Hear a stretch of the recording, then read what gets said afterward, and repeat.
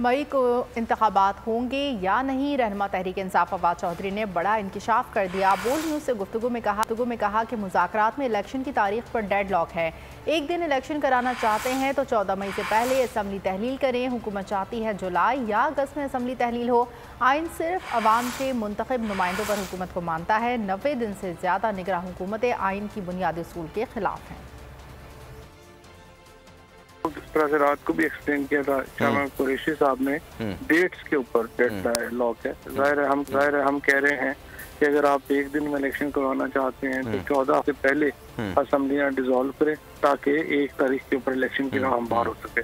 वो कह रहे हैं कि इसको हम अगस्त में या अगस्त के जुलाई के आखिरी हफ्ते या अगस्त में लेके जाए। इलेक्शन का मुजाहरा किया गया था दोनों तरफ, जो हमने वहाँ पे मुज़ाकरात के हवाले से CM फाइल कर दी है। पता नहीं अब उन्होंने तब्दील भी कर दी है बाद में कि हमने नहीं की। हवाए नफ्स की है हुक्मरानी, लुटेरा कर रहा है पासबानी।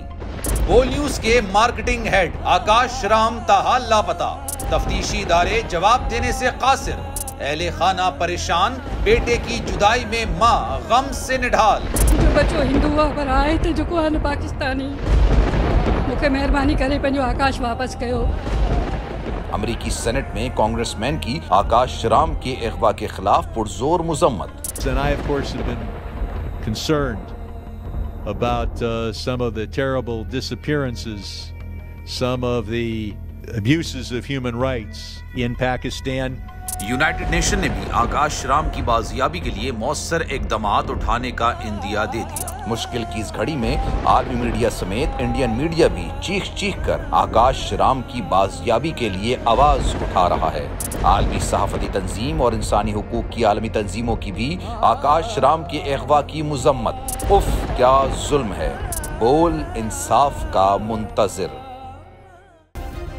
सब्सक्राइब करें और बेल दबाएं ताकि कोई खबर रह न जाए।